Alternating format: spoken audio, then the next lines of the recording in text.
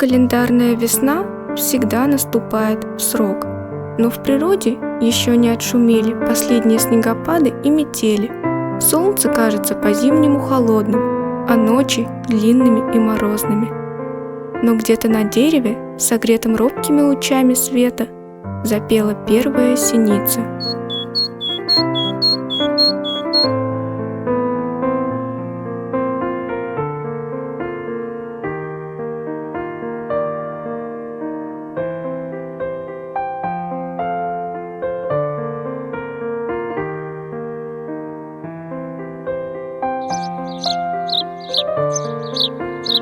Весна долгожданна для всех зимующих птиц, которым пришлось перенести суровые испытания холодного времени года. А еще более долгожданна она для тех, кто вынужден был покинуть привычные места обитания и теперь готов вернуться обратно. Первыми, как правило, прилетают грачи. Большие, но стройные, в черном оперении с сильным блеском и фиолетовым отливом.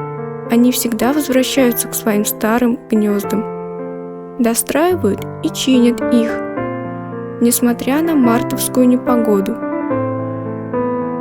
Ведь они первые, кого позвала пробудившаяся ото сна природа.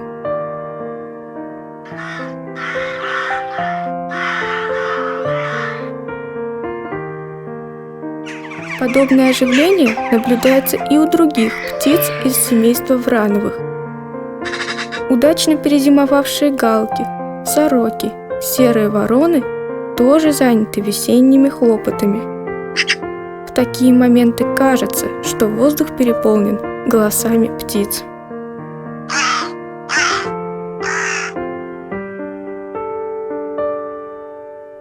Но вскоре в привычных уже звуках можно будет услышать весеннюю песню скворца, бесконечный перебор стрекотания, свистов, тресков.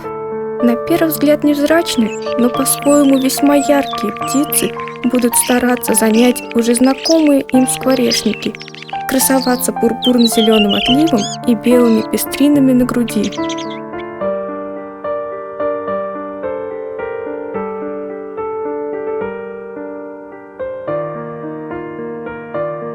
День за днем будет становиться все теплее, а небо станет поистине воздушной дорогой, потому что полетят стаи, чтобы успеть вернуться ко вскрытию рек.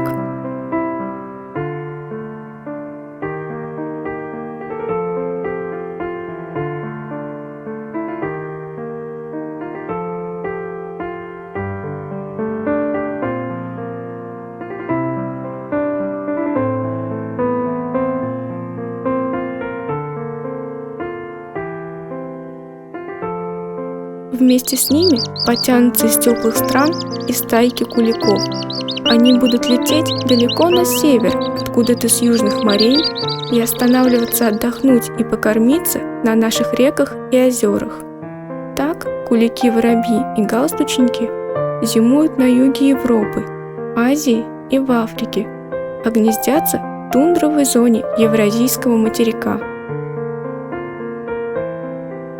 Конечно, среди них есть и те, кто не последует далее, ведь они вернулись на свои места гнездования. И вскоре небольшие луга, болота и ручьи будут наполнены гомоном и суетой своих привычных обитателей. На песчаных и галечных отмелях рек и озер можно будет встретить малых жуйков и перевозчиков, а также куликов-сорок, имеющих контрастное черно-белое оперение и длинный оранжевый клюв, что делает их одними из самых ярких представителей околоводной фауны. Этот вид куликов сложно не заметить или перепутать с кем-то другим.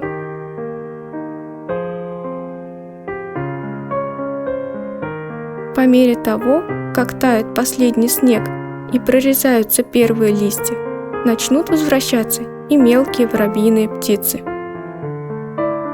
Какой же тихой и пустынной казалась округа в те дни, когда повеяли холода. Однако сегодня здесь бурлит жизнь.